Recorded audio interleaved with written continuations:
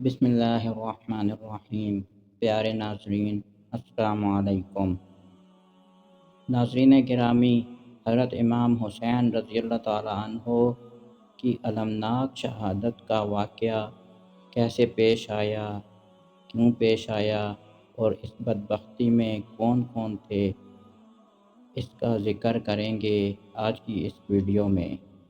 پیارے دوستو، جب حضرت امیر معاویہ رضی اللہ تعالیٰ عنہ انتقال کر گئے تو یزید نے ولید بن عتبہ سے کہا کہ کچھ صحابہ کرام اور حضرت امام حسین رضی اللہ تعالیٰ عنہ سے بیعت لی جائے۔ ولید بن عتبہ نے اس کام کو کرنے کے لیے مروان بن حکم سے مشورہ لیا، جو کہ اس وقت مدینہ منورہ میں ہی موجود تھا۔ مروان نے ولید سے کہا کہ عبد الرحمن بن بکر اور عبداللہ بن عمر رضی اللہ تعالیٰ عنہم کی تو فکر نہ کرو، یہ تو حکومت کے طلبگار ہی نہیں، البتہ حسین بن علی اور عبداللہ بن زبیر رضی اللہ تعالیٰ عنہم کو اسی وقت بلاؤ اور یزید کی بیعت پر مجبور کرو۔ اس بدبخت نے اتنا تک کہہ دیا کہ اگر نہ مانے تو زندہ باہر نہ جانے دو۔ اگر امیر کی موت کی خبر مشہور ہو گئی اور ان لوگوں نے بیعت نہ کی تو یہ اپنے اپنے ہم خواہوں کو لے کر میدان میں آ جائیں گے اور مخالفت کا طوفان برپا ہو جائے گا۔ ولید نے حضرت امام حسین اور عبداللہ بن زبیر رضی اللہ تعالیٰ عنہما کو بلاوے کی خبر بھیجی۔ یہ دونوں حضرات اس وقت مسجد میں تھے۔ اس غیر معمولی وقت کے بلاوے سے وہ معاملے کی تہہ کو پہنچ گئے اور انہوں نے آپس میں کہا کہ ہو نہ ہو امیر کا انتقال ہو گیا ہے اور ہمیں بیعت کے لیے بلایا جا رہا ہے۔ امام حسین رضی اللہ تعالیٰ عنہ کچھ آدمیوں کو اپنے ساتھ لے کر ولید کے ہاں پہنچے۔ آپ نے اپنے ساتھیوں کو باہر بٹھا دیا اور انہیں سمجھا دیا کہ اگر کسی قسم کا شور و غل سنو تو فوراً اندر چلے آنا۔ ولید نے امام حسین رضی اللہ تعالیٰ عنہ کو امیر معاویہ رضی اللہ تعالیٰ عنہ کے انتقال کی خبر دی۔ آپ رضی اللہ تعالیٰ عنہ نے انا للہ پڑھی اور امیر کے لیے دعائے رحمت مانگی۔ اب ولید اپنی مطلب زبان پر لایا اور بیعت کی دعوت دی۔ حضرت امام حسین رضی اللہ تعالیٰ عنہ نے فرمایا، مجھ جیسا شخص خفیہ بیعت نہیں کر سکتا۔ جب عام لوگوں کو اس مقصد کے لیے جمع کیا جائے گا، میں بھی ان کے ساتھ آؤں گا اور سب کے سامنے جو کہوں گا وہی ہوگا۔ ولید بری طبیعت کا آدمی نہ تھا۔ اس نے کہا، بہت اچھا، تشریف لے جائیے۔ امام حسین رضی اللہ تعالیٰ عنہ کے جانے کے بعد ولید نے مروان سے کہا، بڑے افسوس کی بات ہے، تم چاہتے ہو کہ میں رسول اکرم صلی اللہ علیہ وآلہ وسلم کے نواسے کو قتل کروں۔ خدا کی قسم، قیامت کے دن جس سے حسین رضی اللہ تعالیٰ عنہ کے خون کا مطالبہ کیا جائے گا وہ بڑا گھاٹے میں رہے گا۔ عبداللہ بن زبیر رضی اللہ تعالیٰ عنہ نے ولید سے ایک دن کی مہلت مانگی، مگر وہ راتوں رات مدینہ سے نکل کھڑے ہوئے اور مکہ کی راہ لی۔ ولید کو جب خبر ہوئی تو اس نے اپنے آدمیوں کو ان کے تعاقب کے لیے بھیجا۔ عبداللہ بن زبیر رضی اللہ تعالیٰ عنہ ایک غیر معروف راستے سے گئے تھے۔ یہ لوگ ان کی گرد بھی نہ پا سکے اور ناکام واپس آئے۔ دوسری رات کو امام حسین رضی اللہ تعالیٰ عنہ بھی اپنی بہنوں ام کلثوم اور زینب رضی اللہ تعالیٰ عنہما اور اپنے بھتیجوں اور اپنے بھانجوں ابوبکر، جعفر، عباس اور دوسرے اہل بیت کو لے کر مکہ کی طرف روانہ ہو گئے۔ البتہ آپ کے بھائی محمد بن حنفیہ نے مدینہ چھوڑنا پسند نہ کیا۔ اور رخصت ہوتے وقت یہ نصیحت کی، اے بھائی، مجھے تم سے زیادہ عزیز اور محبوب دوسرا کون ہو سکتا ہے؟ مجھے یزید کی بیعت سے انکار کے معاملے میں تم سے اتفاق ہے۔ تم اس کی بیعت نہ کرنا اور اپنے قاصدوں کو مختلف مقامات پر بھیج کر اپنی بیعت کی دعوت دینا۔ اگر اہل بلاد تمہارے ہاتھ پر بیعت کر لیں تو خدا کا شکر ادا کرنا، اور اگر انکار کر دیں تو اس سے بھی تمہاری عزت و فضیلت میں کچھ کمی نہ آئے گی۔ مجھے ڈر ہے کہ تم کسی ایسے شہر میں جاؤ جہاں دو جماعتیں ہو جائیں، ایک تمہاری حامی اور دوسری مخالف، پھر ان دونوں جماعتوں میں جنگ ہو اور تم سب سے پہلے مقابلے کے لیے آؤ۔ نتیجہ یہ ہو کہ جو شخص ذاتی و نسبی حیثیت سے بہترین امت ہے، بدترین طریقے سے اس کا خون بہایا جائے اور اس کے اہل و عیال کو رسوا کیا جائے۔ امام حسین رضی اللہ تعالیٰ عنہ نے بھائی سے پوچھا، پھر میں کہاں جاؤں؟ بھائی نے جواب دیا، اطمینان نصیب ہو تو مکہ میں قیام کرو، ورنہ ریگستانوں اور کوہستانوں میں نکل جانا اور ایک مقام سے دوسرے مقام کا سفر کرتے رہنا، یہاں تک کہ تم اندازہ کر سکو کہ ملک کے حالات کیا رخ اختیار کرتے ہیں اور کوئی دو ٹوک فیصلہ کر سکو۔ معاملہ کا ہر پہلو پر پہلے غور کر لینا بہتر ہوتا ہے۔ وقت نکل جانے کے بعد پچھتانے سے کچھ نہیں بنتا۔ مکہ کے راستے میں حضرت امام رضی اللہ تعالیٰ عنہ کو عبداللہ بن مطیع ملے۔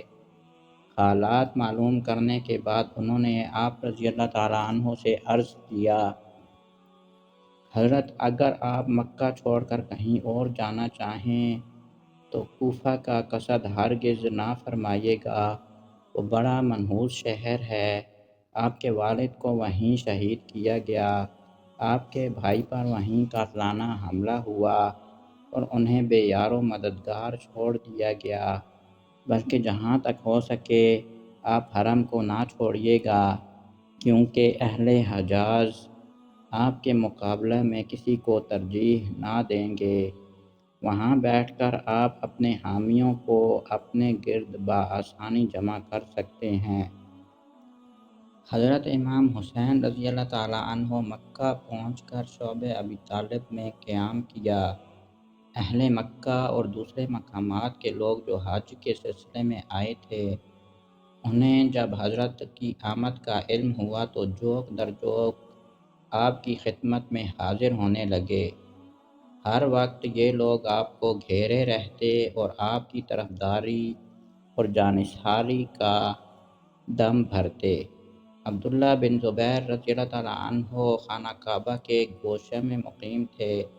وہ تمام دن نماز و طواف میں گزارتے۔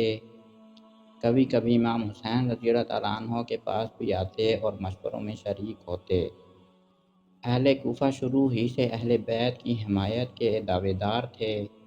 انہی ہی کی وجہ سے حضرت علی رضی اللہ تعالیٰ عنہ نے اپنا دارالخلافہ مدینہ منورہ سے کوفہ منتقل کیا تھا۔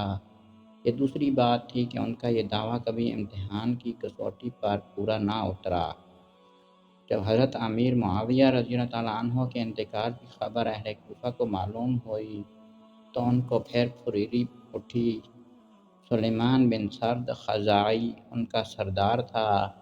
اس کے مکان پر ایک خفیہ اجتماع ہوا اور اس میں یہ طے ہوا کہ امام حسین رضی اللہ تعالیٰ عنہ کو کوفہ بلایا جائے اور ان کے ہاتھ پر بیعت کر کے خلافت کو اہل بیت میں منتقل کرنے کی کوشش کی جائے۔ یہ ایک تجویز تھی۔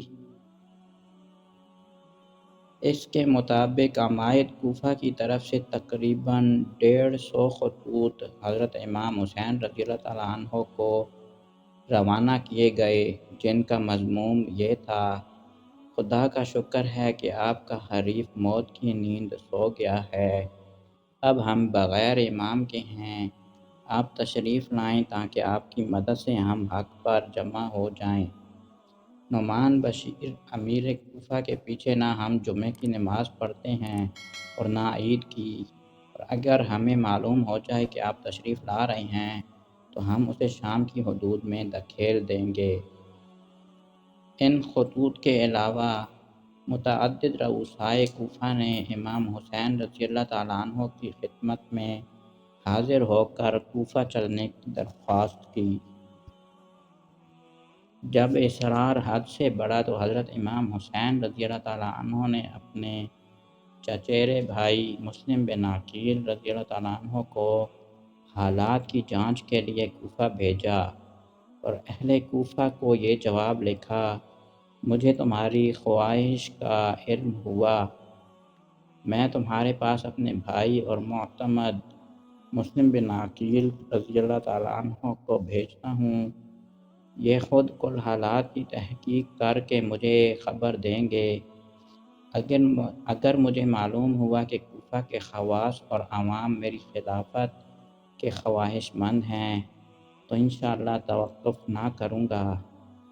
حقیقت یہ ہے کہ امام وہ ہونا چاہیے جو کتاب اللہ کا عامل اور عدل پرور اور دین حق کا فرمان بردار ہو۔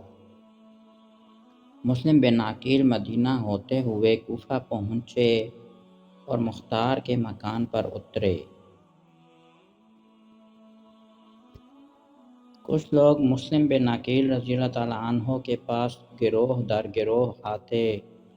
مسلم انہیں حضرت امام حسین رضی اللہ تعالیٰ عنہ کا خط سناتے اور یہ رو رو کر عہد کرتے کہ امام حسین رضی اللہ تعالیٰ عنہ کی حمایت میں کوئی کسر نہیں چھوڑیں گے اور اپنی جانیں ان پر قربان کر دیں گے۔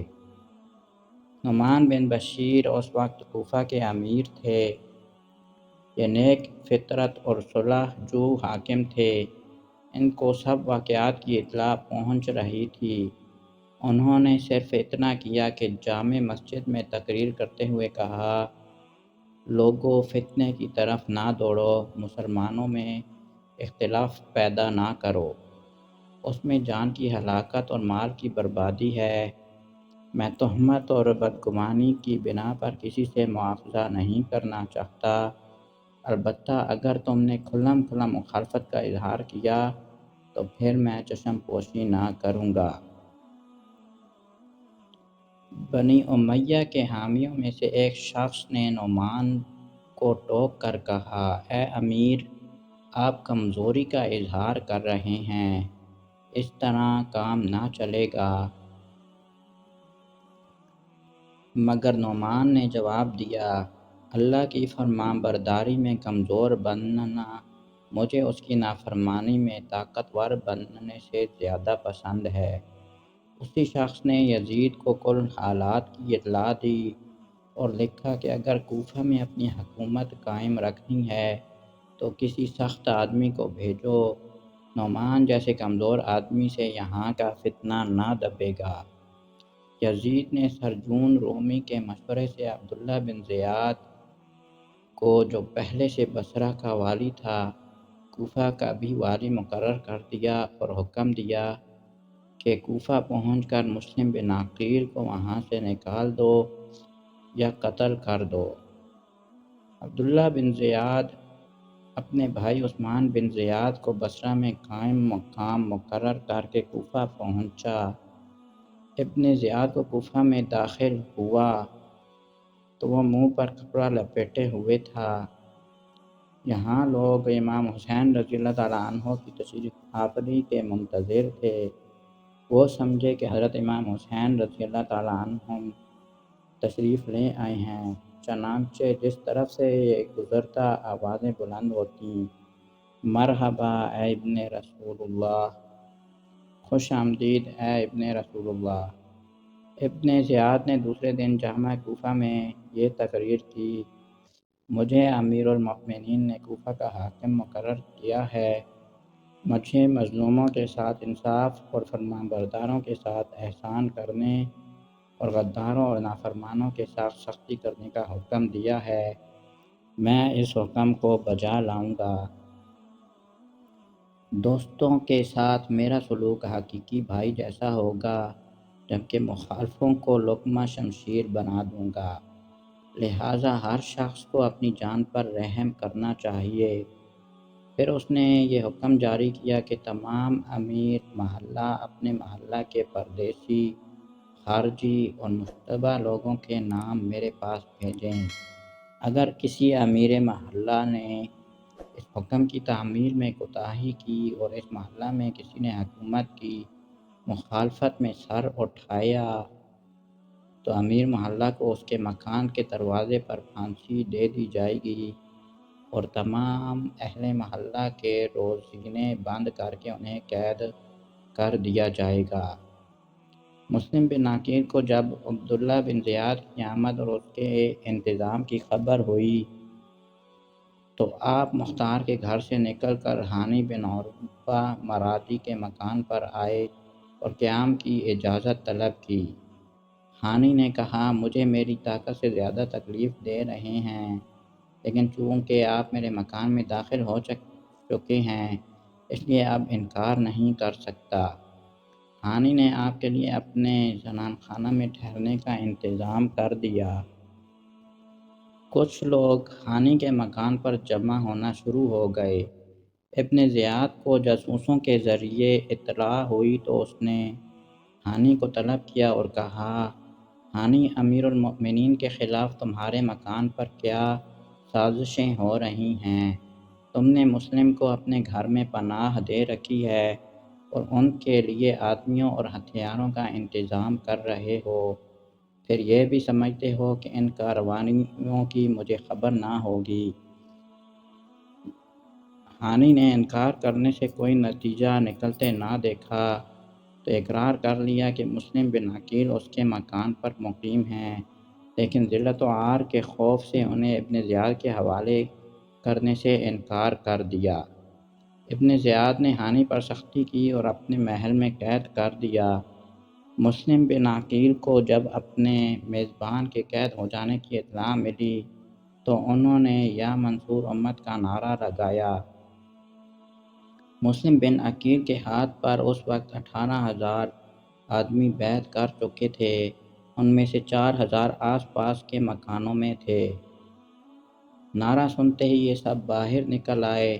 مسلم بن عقیل نے انہیں لے کر قصر عمارت کو گھیر لیا۔ دوسروں کو خبر ہوئی تو وہ بھی مسلم کی مدد کو نکل آئے، یہاں تک کہ جامع مسجد اور بازار ان لوگوں سے بھر گئے۔ ابن زیاد کے پاس اس وقت 30 آدمی پولیس کے، 20 معززین شہر اور اس کے اہل خاندان تھے۔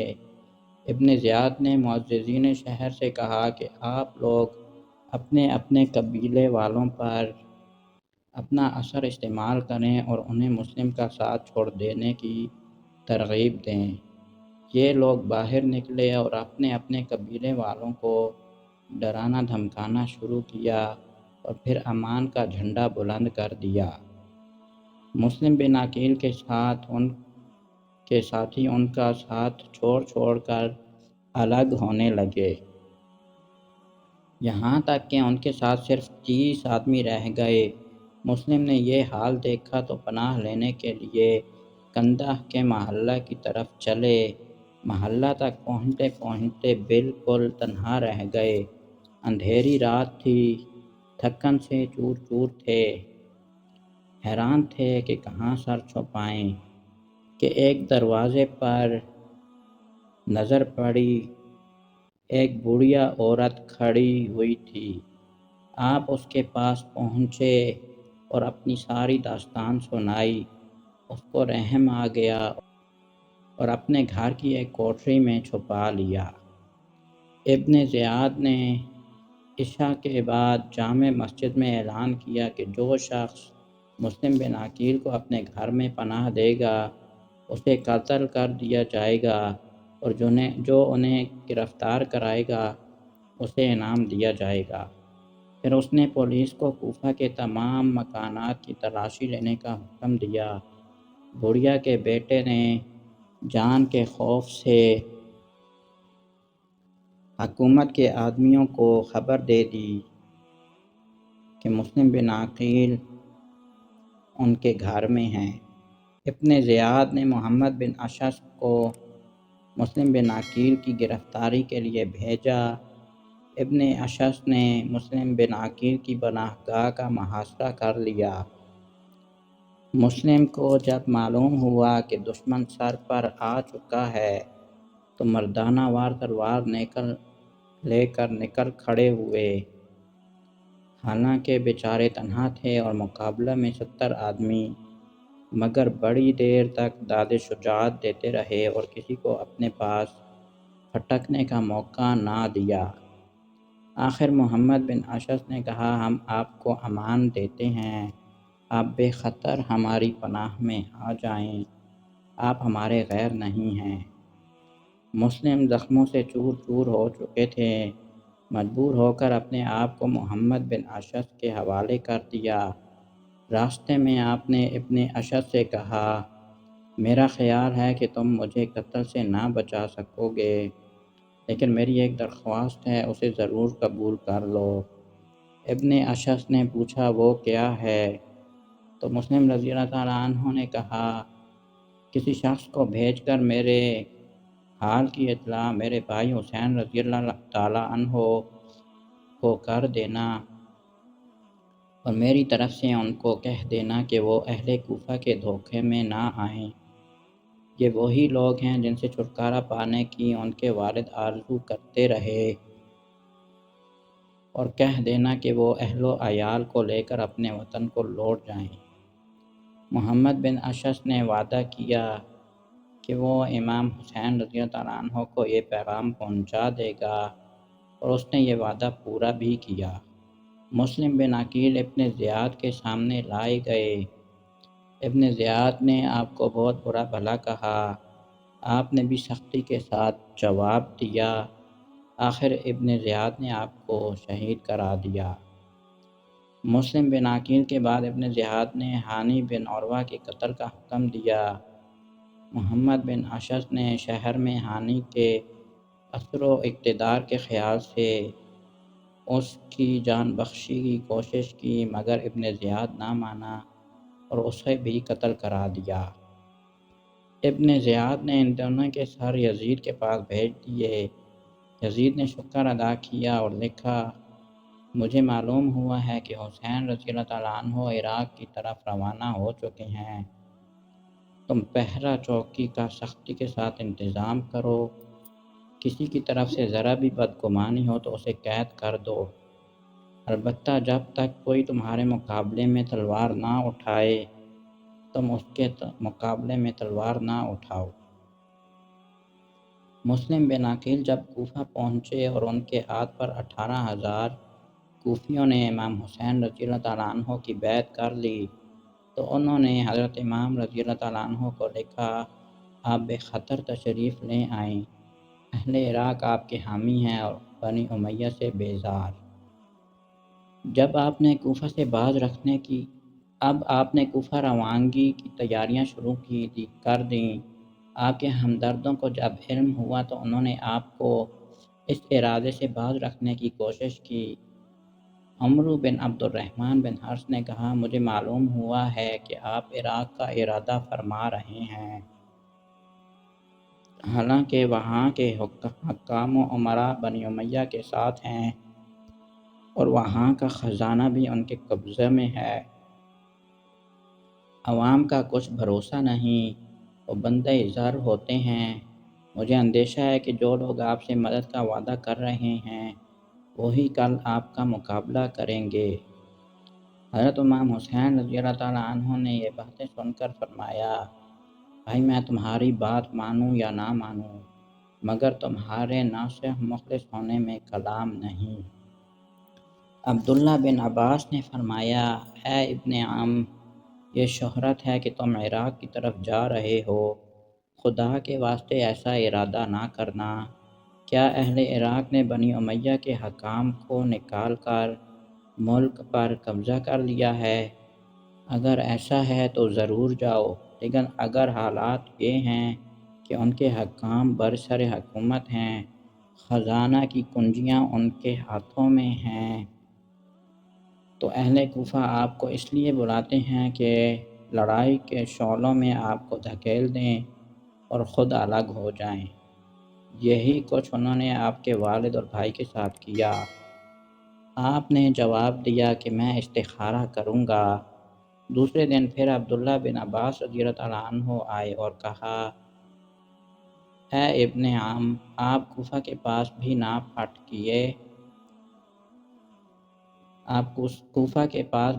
پھٹکیے، اہل کوفہ غدار ہیں۔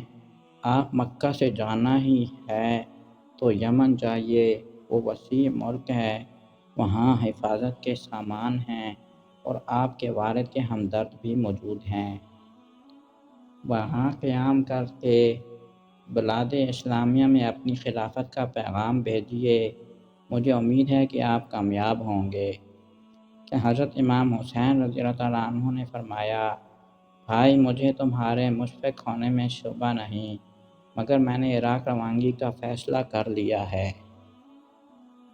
عبداللہ بن عباس رضی اللہ تعالیٰ عنہ نے فرمایا، اگر یہ فیصلہ اٹل ہے تو عورتوں اور بچوں کو ساتھ نہ لے جائیے، مجھے ڈر ہے کہ آپ کو حضرت عثمان رضی اللہ تعالیٰ عنہ کی طرح عورتوں اور بچوں کے سامنے خاک و خون میں نہ تڑپایا جائے۔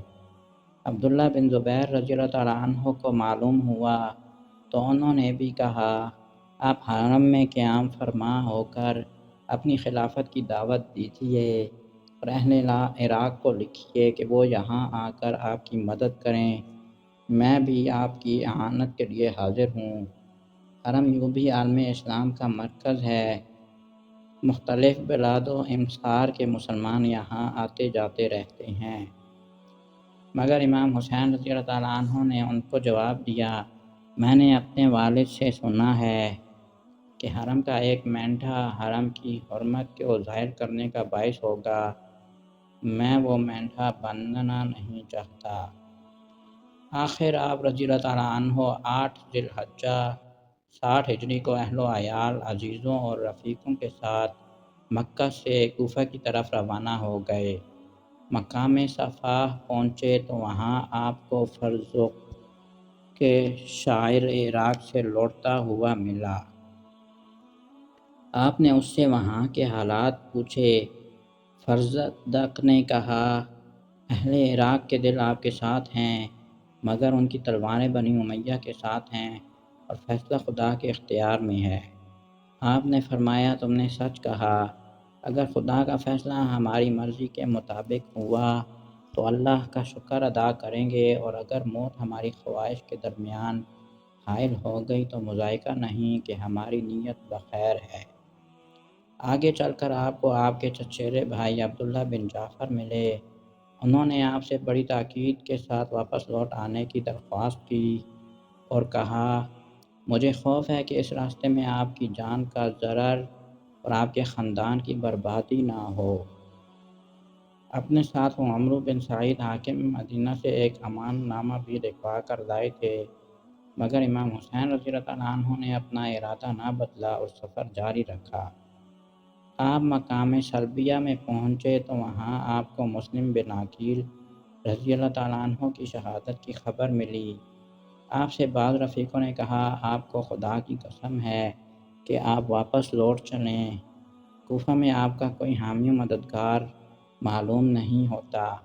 لیکن مسلم بن عقیل کے گھر والوں نے کہا کہ ہم تو نہ لوٹیں گے، مسلم کا بدلہ لیں گے یا اپنی جانیں بھی قربان کر دیں گے۔ یہ سن کر امام حسین رضی اللہ تعالیٰ عنہ نے فرمایا، ان لوگوں کو چھوڑ کر زندگی میں مزہ نہیں ہے۔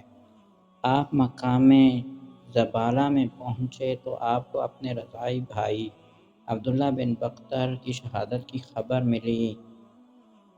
امام حسین رضی اللہ تعالیٰ عنہ نے عبداللہ بن بختر کو مسلم بن عقیل کے پاس خط دے کر بھیجا تھا۔ یہ جس وقت پہنچے مسلم قتل کیے جا چکے تھے۔ ابن زیاد نے ان کو بھی محل کی چھت سے گرا کر قتل کرا دیا۔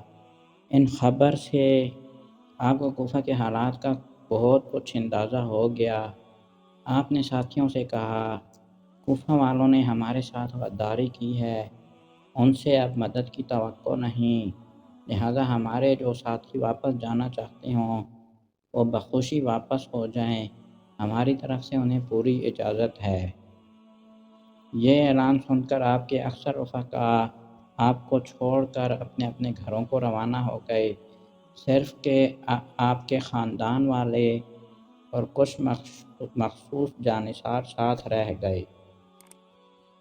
ابن زیاد کو امام حسین رضی اللہ تعالیٰ عنہ کی روانگی کی اطلاع تو مل چکی تھی، چنانچہ اس نے یزید کی ہدایت کے مطابق مدینہ سے عراق آنے والے تمام راستوں کی ناکہ بندی کرا دی اور حرب بن یزید تمیمی کو 1000 سوار دے کر امام حسین رضی اللہ تعالیٰ عنہ کا کھوج لگانے اور انہیں گھیرنے کے لیے آگے بھیج دیا۔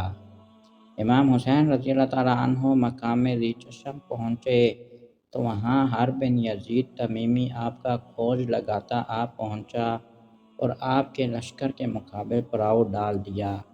امام حسین رضی اللہ تعالیٰ عنہ نے اپنے رفقاء کو حکم دیا کہ ان لوگوں کو پانی پلاؤ اور ان کے گھوڑوں کو سیراب کرو، یہ دوپہر میں چلے آ رہے ہیں۔ ظہر کی نماز کا وقت آیا تو امام حسین رضی اللہ تعالیٰ عنہ نے ہر سے پوچھا، آپ لوگ ہمارے ساتھ نماز پڑھیں گے یا علیحدہ؟ ہر نے جواب دیا، ساتھ ہی پڑھیں گے۔ چنانچہ دونوں لشکروں نے ایک ساتھ امام حسین رضی اللہ تعالیٰ عنہ کے پیچھے نماز ادا کی۔ نماز کے بعد امام حسین رضی اللہ تعالیٰ عنہ نے ہر کے لشکریوں کی طرف خطاب کر کے فرمایا، لوگوں میں تم لوگوں کے بلانے سے یہاں آیا ہوں۔ تم نے خطوں میں لکھا، قاصدوں سے کہلا کر بھیجا کہ یہاں آئیے اور ہماری امامت قبول کیجیے۔ اب بھی اگر تم اپنے قائم رہنے کا وعدہ کرو تو میں تمہارے شہر میں چلوں، اور اگر میرا آنا ناگوار ہو تو میں اپنے وطن کو لوٹ جاؤں۔ ہر نے کہا، یہ آپ خطوں اور قاصدوں کا کیا ذکر کر رہے ہیں؟ ہمیں ان کا کچھ علم نہیں۔ اس پر امام حسین رضی اللہ تعالیٰ عنہ نے 2 تھیلے نکلوا کر کوفیوں کے سامنے خطوط کا ڈھیر لگوا دیا۔ ہر نے کہا، خیر ہم نے یہ خط نہیں لکھے، ہم تو اس کام پر مامور ہوئے ہیں کہ آپ کو حراست میں لے کر ابن زیاد کے سامنے کوفہ پہنچا دیں۔ امام حسین رضی اللہ تعالیٰ عنہ نے فرمایا، یہ تو ناممکن ہے۔ پھر اپنے ساتھیوں کو واپس لوٹنے کا حکم دیا۔ ہر نے مزاحمت کی اور کہا، میں آپ کو واپس نہ جانے دوں گا، لیکن آپ سے جنگ بھی نہ کروں گا۔ بہتر یہ ہے کہ آپ کوئی ایسا راستہ اختیار کیجیے جو عراق و حجاز دونوں کے درمیان ہو۔ میں ابن زیاد کو لکھتا ہوں، آپ یزید کو لکھیے، شاید کوئی ایسی صورت پیدا ہو جائے کہ مجھے آپ کے مقابلے میں صف آرا نہ ہونا پڑے۔ امام حسین رضی اللہ تعالیٰ عنہ نے اس تجویز کو قبول کر لیا اور شمال کی طرف رخ کر کے نینوا کے راستے پر ہو لیے۔ ہر بھی ان کے ساتھ ساتھ کچھ فاصلے پر لگا رہا۔ عزیب الحجانات پہنچے تو وہاں طرح بن عدی سے ملاقات ہوئی۔ انہوں نے کہا، کوفہ میں آپ کے مقابلے کی زبردست تیاریاں ہو رہی ہیں۔ میں اتنی بڑی فوج کبھی میدان میں مجتمع ہوتے نہیں دیکھی۔ میری رائے یہ ہے کہ آپ بنی طے کے مشہور پہاڑ عجا پر تشریف لے جائیں۔ یہاں غسان و حمیر کے بادشاہوں کی بھی کبھی رسائی نہ ہو سکی۔ اگر آپ وہاں تشریف لے چکیں تو بنی طے کے 20,000 جانصاروں کا ذمہ دار میں ہوں، جن کی تلواریں آپ کی حمایت میں بلند ہوں گی۔ مگر امام حسین رضی اللہ تعالیٰ عنہ نے شکریہ کے ساتھ ان کی پیشکش قبول کرنے سے انکار کر دیا۔ فرمایا، ہر سے جو میرا قول و اقرار ہو چکا ہے، میں اس کے خلاف نہ کروں گا۔ نینوا پہنچے تو ہر کو ابن زیاد کا خط ملا، جس میں لکھا تھا، حسین رضی اللہ تعالیٰ عنہ ان کے ساتھیوں کو فوراً روک لو اور انہیں ایسی جگہ اترنے پر مجبور کرو جہاں کوئی اونٹ اور پانی نہ ہو۔ ہر نے یہ خط امام حسین رضی اللہ تعالیٰ عنہ کو دکھا دیا۔ آپ رضی اللہ تعالیٰ عنہ نے فرمایا، کچھ دور آگے چلنے دو، پھر اتر جائیں گے۔ ہر راضی ہو گیا۔ جب آپ مقام کربلا میں پہنچے تو ہر راستہ روک کر کھڑا ہو گیا اور کہا، اب میں آگے نہ بڑھنے دوں گا، یہاں اتر جائیے، فرات بھی یہاں سے قریب ہے۔ امام حسین رضی اللہ تعالیٰ عنہ اور آپ کے ساتھی 2 محرم 61 ہجری کو میدان کربلا میں اتر گئے۔ کربلا میں اترنے کے دوسرے دن عمر بن سعد بن وقاص بھی اپنے 4000 سپاہیوں کو ساتھ لے کر آن پہنچا۔ عمر بن سعد بن وقاص کو ابن زیاد نے رے اور سرحد ویلم کا حاکم مقرر کیا تھا۔ وہ اپنے علاقے میں جانے کی تیاری کر رہا تھا کہ امام حسین رضی اللہ تعالیٰ عنہ کی روانگی کی اطلاع پہنچی اور ابن زیاد نے اس کی مدافعت کا حکم دیا۔ عمر بن سعد نے معافی چاہی، مگر ابن زیاد نے کہا کہ اگر اس خدمت میں تعمیل ہے تو رے اور سرحد ویلم کی ولایت سے دستبردار ہو جاؤ۔ عمر بن سعد نے حکومت کے لالچ میں اس حکم کی تعمیل کو منظور کر لیا، مگر وہ حسین رضی اللہ تعالیٰ عنہ سے لڑنا نہیں چاہتا تھا، اس لیے آخر وقت تک مفاہمت کی کوشش کی۔ عمر بن سعد نے امام حسین رضی اللہ تعالیٰ عنہ کے پاس قاصد بھیج کر پوچھا، آپ کس غرض سے آئے ہیں؟ امام حسین رضی اللہ تعالیٰ عنہ نے جواب دیا کہ مجھے اہل کوفہ نے خط لکھے تھے کہ ہمارا کوئی امام نہیں ہے، آپ تشریف لائیے کہ آپ کے ہاتھ پر بیعت کریں۔ میں ان کی تحریر پر بھروسہ کر کے چل پڑا۔ بعد میں 18,000 کوفیوں نے میرے ہاتھ پر بیعت کر کے توڑ دی اور میرے ساتھ غداری کی۔ جب مجھے یہ معلوم ہوا تو میں نے اپنے وطن کو واپس جانا چاہا، مگر حرب بن یزید نے مجھے واپسی کے لیے اجازت نہ دی۔ اب تم میرے قریبی رشتہ دار ہو، مجھے چھوڑ دو کہ میں مدینہ واپس چلا جاؤں۔ عمر نے یہ جواب سن کر کہا، الحمدللہ، خدا کی قسم میں تو خود چاہتا ہوں کہ حسین رضی اللہ تعالیٰ عنہ کے خون سے میرے ہاتھ رنگین نہ ہوں۔ پھر اس نے ابن زیاد کو امام حسین رضی اللہ تعالیٰ عنہ کے ارادے سے مطلع کیا۔ ابن زیاد نے جواب دیا، حسین رضی اللہ تعالیٰ عنہ سے یزید کی بیعت لے لو، اس کے بعد ہم کسی بات پر غور کریں گے، اگر بیعت نہ کریں تو ان کا پانی بند کر دو۔ 7 محرم کو عمر بن سعد نے فرات کا پانی امام حسین رضی اللہ تعالیٰ عنہ اور ان کے ساتھیوں پر بند کر دیا اور دریا پر 500 سواروں کا پہرا بٹھایا۔ امام حسین رضی اللہ تعالیٰ عنہ نے اپنے بہادر بھائی عباس بن علی رضی اللہ تعالیٰ عنہ کو پانی لانے کا حکم دیا۔ یہ 30 سواروں اور 20 مشکیزہ برداروں کو اپنے ساتھ لے کر گئے اور زبردستی پانی لے آئے۔ عمر بن سعد امام حسین رضی اللہ تعالیٰ عنہ سے لڑنا نہیں چاہتا تھا، اس کی دلی خواہش تھی کہ کوئی مصالحت کی صورت نکل آئے اور اس کی تلوار اہل بیت نبوت کے خون سے رنگین نہ ہو، اہل بیت نبوی کے خون سے رنگین نہ ہو۔ اس مقصد کے لیے عمر بن سعد امام حسین رضی اللہ تعالیٰ عنہ سے لڑنا نہیں چاہتا تھا اور اس کی دلی خواہش تھی کہ کوئی مصالحت کی صورت نکل آئے اور اس کی تلوار اہل بیت نبوی کے خون سے رنگین نہ ہو۔ اس مقصد کے لیے وہ لڑائی کو ٹالتا رہا اور حضرت امام حسین رضی اللہ تعالیٰ عنہ سے بار بار ملاقاتیں کرتا رہا۔ ایک رات حضرت امام حسین رضی اللہ تعالیٰ عنہ اور عمر بن سعد دونوں لشکروں کے درمیان جمع ہوئے اور رات گئے تک گفتگو کا سلسلہ جاری رہا۔ حضرت امام حسین رضی اللہ تعالیٰ عنہ نے عمر بن سعد سے کہا، ہم دونوں اپنے اپنے لشکروں کو یہیں چھوڑ دیں اور یزید کے پاس چل کر زبانی معاملہ طے کر لیں۔ ابن سعد نے کہا، ابن زیاد میرے گھر کو کھودوا پھینکے گا۔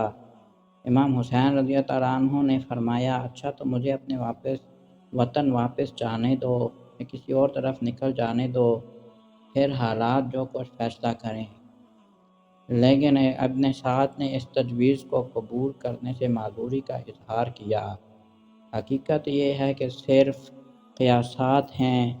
ابن سعد سے حضرت امام حسین رضی اللہ تعالیٰ عنہ کی جو کچھ گفتگو ہوئی وہ رازدارانہ ہوئی، کوئی تیسرا شخص اس میں شریک نہ تھا۔ تاہم یہ واقعہ ہے کہ ابن سعد نے ان مذاکرات کی روشنی میں قضیہ کے حل کی ایک درمیانی صورت کو پا لیا اور اپنی رائے سے ابن زیاد کو مطلع کیا۔ ابن زیاد کو ابن سعد اور امام حسین رضی اللہ تعالیٰ عنہ کی گفتگوؤں کی رپورٹیں پہنچ رہی تھیں۔ اس کو اندیشہ ہوا کہ ابن سعد امام حسین رضی اللہ تعالیٰ عنہ سے نہ مل جائے اور بنا بنایا کھیل نہ بگڑ جائے۔ چنانچہ اس نے شمر ذیل جوشن کے مشورے سے ابن سعد کو لکھا، میں نے تمہیں اس لیے نہیں بھیجا تھا کہ تم حسین کے مقابلے سے جان بچاؤ یا انہیں غلط امیدیں دلاؤ یا لڑائی کو طول دو یا میرے سامنے ان کے سفارشی بن کر آؤ۔ حسین رضی اللہ تعالیٰ عنہ اگر بلا شرط اطاعت قبول کریں تو انہیں میرے پاس بھیج دو، اگر انکار کریں تو ان سے جنگ کرو اور قتل کرو۔ اگر تم اس حکم کی تعبیر میں پس و پیش ہو تو میں شمری ذوال جوشن کو بھیج رہا ہوں، تم فوج اس کے حوالے کرو اور اپنے آپ کو معذور سمجھو۔ ابن زیاد کی اس دھمکی کے بعد ابن سعد بادل نخواستہ اٹھا اور لشکر کو لڑائی کی تیاری کا حکم دیا۔ یہ واقعہ محرم کی شام کا ہے۔ امام حسین رضی اللہ تعالیٰ عنہ کو معلوم ہوا تو آپ نے ایک رات کی مہلت چاہی۔ ابن سعد نے مہلت دے دی۔ حضرت امام رضی اللہ تعالیٰ عنہ کو اب یقین ہو گیا کہ راہ حق میں ان کو اپنے سر کی قربانی پیش کرنی پڑے گی۔ دشمن ان کے خون سے اپنی پیاس بجھائے بغیر نہ مانیں گے۔ آپ نے اپنے تمام رفیقوں اور عزیزوں کو جمع کر کے فرمایا، میں نے اپنے ساتھیوں سے زیادہ وفادار اور نیک ساتھی کہیں نہیں دیکھے اور اپنے اہل خاندان سے زیادہ صالح اور رشتہ داری کا لحاظ رکھنے والے کسی کے عزیز نہیں پائے۔ خدا تم سب کو جزائے خیر دے۔ کل کا دن میرے اور دشمنوں کے درمیان آخری فیصلے کا ہے۔ انہیں صرف میری ضرورت ہے، اس لیے میں تم سب کو بخوشی واپسی کی اجازت دیتا ہوں۔ میرے رفیق میرے اہل خاندان کو لے کر رات کے اندھیرے میں نکل جائیں اور اپنے اپنے شہروں میں پہنچ کر بہتر زمانے کا انتظار کریں۔ مگر آپ کے فداکار ساتھیوں اور جانثار عزیزوں نے بحق زبان کہا، ہم آپ کے بعد زندہ رہ کر کیا کریں گے؟ خدا ہمیں اس دن کے لیے زندہ نہ رکھے۔ یہ جواب سن کر آپ خاموش ہو گئے۔ دیر تک نقشہ جنگ کے متعلق ہدایات دیتے رہے اور اپنے اہل بیت کو وصیتیں کرتے رہے۔ آپ کی زینب بنت علی رضی اللہ تعالیٰ عنہا نے زیادہ بے چینی کا اظہار کیا اور کہا، اے بہن صبر کرو، دیکھو اہل زمین اور اہل آسمان سب کے لیے فنا ہے، خدا کی ذات کے سوا کسی کی بقا نہیں۔ ہمیں اور ہر مسلمان کو جناب رسول اکرم صلی اللہ علیہ وآلہ وسلم کے اسوہ حسنہ کی پیروی کرنی چاہیے۔ اے بہن تمہیں خدا کی قسم ہے، اگر میں راہ حق میں سرخرو ہوں تو تم میرے ماتم میں گریباں چاک نہ کرنا، چہرے کو نہ نوچنا، وائے ویلا نہ کرنا۔ ان انتظامات سے فارغ ہو کر آپ نے اپنی پیشانی بارگاہ رب العزت میں جھکا دی اور تمام رات اپنے مولا سے راز و نیاز میں مصروف رہے۔ آپ کے ساتھی بھی رات بھر نماز سے استغفار، تضرع اور دعا میں مشغول رہے۔ آخر گریباں صبح عاشوراء چاک ہوا۔ آفتاب خون آنسوؤں کی لڑیاں بکھیرتا ہوا طلوع ہوا۔ حضرت امام حسین رضی اللہ تعالیٰ عنہ نماز فجر سے فارغ ہو کر اپنے بہتر جانثاروں کو ساتھ لے کر میدان میں آ گئے۔ میمنہ پر زبیر بن کین کو، مسرہ پر حبیب بن مطہر کو متعین فرمایا اور عباس بن علی رضی اللہ تعالیٰ عنہ کو المرحمت ہوا۔ امام حسین رضی اللہ تعالیٰ عنہ گھوڑے پر سوار ہوئے، قرآن مجید منگا کر سامنے رکھا اور ہاتھ اٹھا کر دعا مانگی۔ ہر چند آپ کو یقین نہ تھا کہ کوئی کوشش کارگر ہوگی، تاہم آپ نے اتمام حجت کے لیے کوفیوں کو مخاطب کر کے حسب ذیل تقریر فرمائی: اے لوگو، ذرا ٹھہرو، میری بات سنو کہ میں اپنی ذمہ داری پوری کر دوں۔ اگر تم نے میری بات کو سنا اور میرے ساتھ انصاف کیا تو تم سے زیادہ خوش نصیب کوئی نہیں، لیکن اگر تم اس کے لیے تیار نہ ہوئے تو تمہاری مرضی، معاملے کا ہر پہلو تم پر واضح ہو جائے گا اور تمہیں اختیار ہوگا، جو چاہو سو کرو اور میرے ساتھ کوئی کسر نہ اٹھا رکھو۔ میرا مددگار میرا اللہ ہے۔ حضرت امام حسین رضی اللہ تعالیٰ عنہ اتنا ہی کہنے پائے تھے کہ زنانہ خیمے سے رونے کی آوازیں بلند ہوئیں۔ آپ فرمانے لگے: عبداللہ بن عباس نے سچ کہا تھا، ہمیں عورتوں کو نہیں لانا چاہیے تھا۔ پھر آپ نے عباس بن علی رضی اللہ تعالیٰ عنہ کو عورتوں کو خاموش کرنے کے لیے بھیجا۔ جب وہ خاموش ہو گئیں تو آپ نے پھر سلسلہ تقریر جاری رکھتے ہوئے فرمایا: اے لوگو، ذرا سوچو کہ میں کون ہوں، پھر غور کرو کہ تمہارے لیے مجھے قتل کرنا اور میری بے حرمتی کرنا جائز ہے۔ کیا میں تمہارے نبی کا نواسہ نہیں ہوں؟ کیا میں ان کے ابن عم علی مرتضیٰ کا فرزند نہیں؟ کیا سید الشہداء حمزہ میرے والد کے چچا نہ تھے؟ کیا جعفر شہید طیار میرے چچا نہ تھے؟ کیا ہم دونوں بھائیوں کے متعلق رسول اکرم صلی اللہ علیہ وآلہ وسلم کی یہ مشہور حدیث تم نے نہیں سنی کہ اے حسن و حسین، تم جنت کے سردار ہو اور اہل سنت کی آنکھوں کی ٹھنڈک؟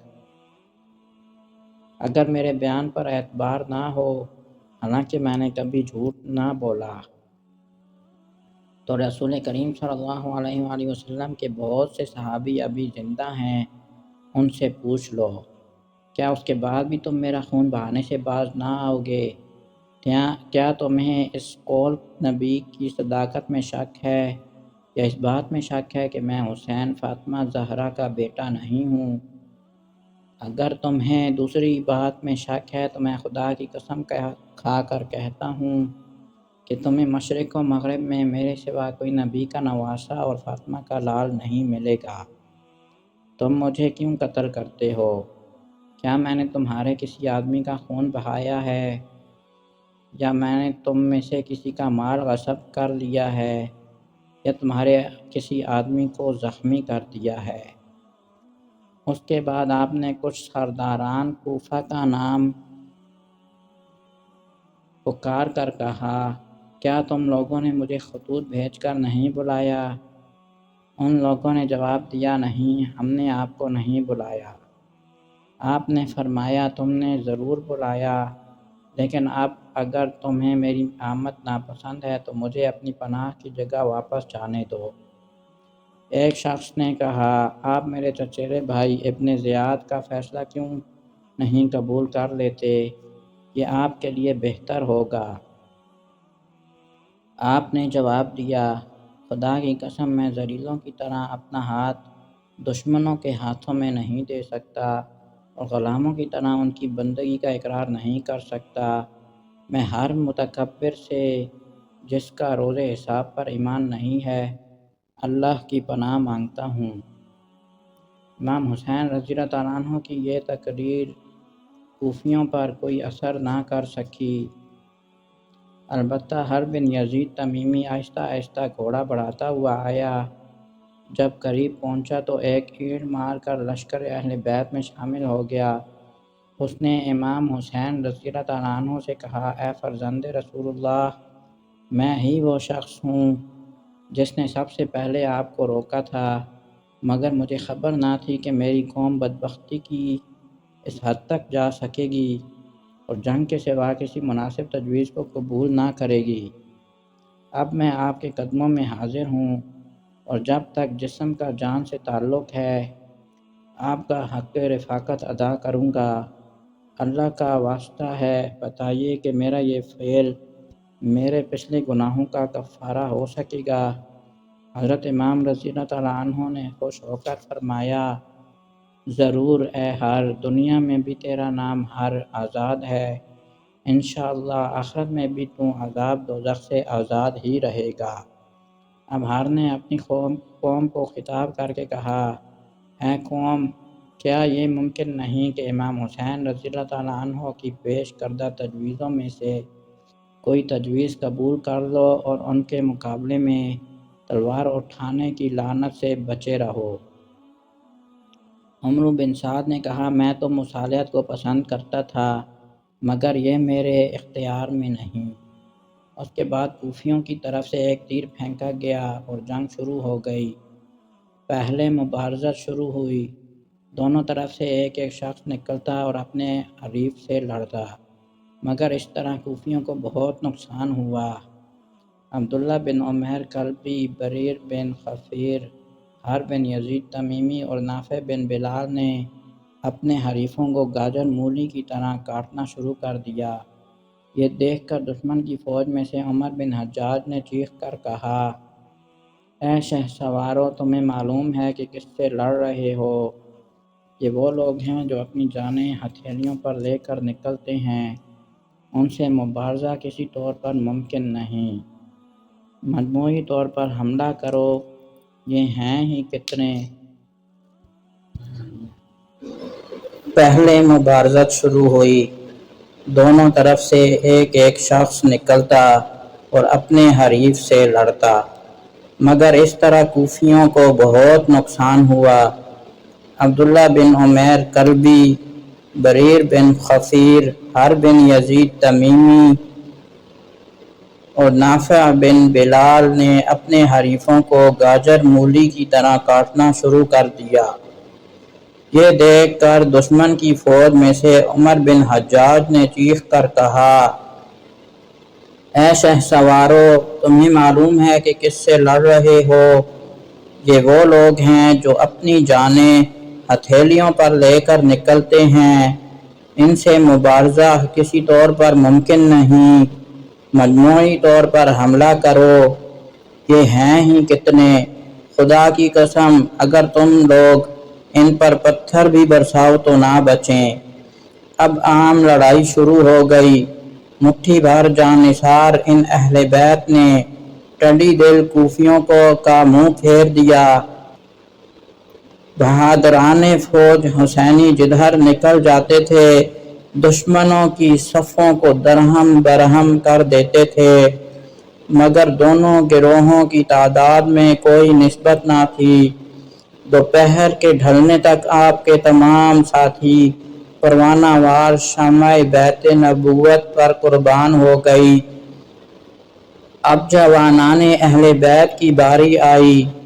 علی اکبر بن حسین، عبداللہ بن مسلم بن عقیل، عدی بن عبداللہ بن جعفر، عبد الرحمن بن عقیل، محمد بن عقیل، قاسم بن حسین ابن علی، ابو بکر بن حسین بن علی رضی اللہ تعالیٰ عنہم اپنی اپنی شمشیر آبدار کے جوہر دکھا کر نوجوانان جنت کے سردار پر نثار ہو گئے۔ آخر میں حضرت امام حسین رضی اللہ تعالیٰ عنہ کے ساتھ ان کے چار بھائیوں عباس، عبداللہ، جعفر اور عثمان کے سوا کوئی نہ رہا۔ جب تک سینے میں دم رہا، یہ ہر وار کو اپنے سینے پر لیتے رہے، آخر ایک ایک کر کے راہی جنت ہوئے۔ اب حضرت امام حسین رضی اللہ تعالیٰ عنہ تنہا تھے، زخموں سے چور چور تھے، پیاس سے بے تاب تھے، مگر آپ کی بہادری، جوش اور ہمت میں کوئی کمی نہ تھی۔ جس طرف بھی آپ کی تلوار چمکتی، دشمنوں کے بادل چھٹتے چلے جاتے۔ آخر آپ نڈھال ہو کر زمین پر بیٹھ گئے اور بڑی دیر تک خاموش بیٹھے رہے، مگر دشمنوں کو اس زخمی شیر پر حملہ کرنے کی جرأت نہ ہوتی تھی۔ آپ کے خون سے اپنی قسمت پر شقاوت کی آخری مہر لگانے سے ہر شخص گریز کرتا تھا۔ آخر شمر نے چیخ کر کہا، اب کیا انتظار ہے، قتل کیوں نہیں کرتے؟ حضرت امام حسین رضی اللہ تعالی عنہ نے اپنے خشک ہونٹوں کو پانی کا پیالہ لگایا تھا کہ حسین بن نمیر نے طاق کر ایک تیر مارا جو آپ کے حلقوم میں پیوست ہو گیا۔ آپ گرتے پڑتے فرات کی طرف چلے، لیکن دشمن چاروں طرف سے آپ پر ٹوٹ پڑے۔ زرع بن شریک تمیمی نے آپ پر تلوار کے وار کیے۔ سنان بن انس نخعی نے نیزہ مار کر آپ کو زمین پر گرا دیا اور تلوار سے سر اقدس کو جدا کر دیا۔ آپ کے جسم مبارک پر 33 زخم نیزے کے اور 30 زخم تلوار کے تھے اور تیر کے زخم اس کے علاوہ تھے۔ آپ کی شہادت کے بعد ظالموں نے اہل بیت کے خیموں کی طرف رخ کیا۔ جو کچھ ساز و سامان تھا سب لوٹ لیا، یہاں تک کہ عورتوں کی چادریں تک کھینچ لیں۔ آپ کے صاحبزادے زین العابدین علی اصغر بیماری کی حالت میں خیمے میں لیٹے ہوئے تھے۔ شمر نے ان کو بھی شہید کرنا چاہا، مگر عمر بن سعد نے کہا عورتوں کے خیموں میں نہ گھسو اور بچوں پر ہاتھ نہ اٹھاؤ۔ شہادت عظمیٰ کا یہ حادثہ کبریٰ 10 محرم الحرام 61 ہجری کو جمعے کے دن پیش آیا۔ اگلے دن اہل غازر نے یہ نماز جنازہ ادا کر کے شہداء کی لاشوں کو اسی میدان میں دفن کیا۔ حضرت سید الشہداء کا سر مبارک اور دوسرے شہداء کے سر چونکہ دشمن اپنے ساتھ لے گئے تھے، اس لیے جسم بغیر سر کے سپرد خاک ہوئے، رحمہم اللہ تعالی۔ یہ حادثہ تاریخ اسلام کا ایک اندوہناک واقعہ ہے جو آپ کے گوشِ گزار پیش کیا گیا۔ اگلی ویڈیو تک ہمیں اجازت دیں۔ السلام علیکم ورحمۃ اللہ وبرکاتہ۔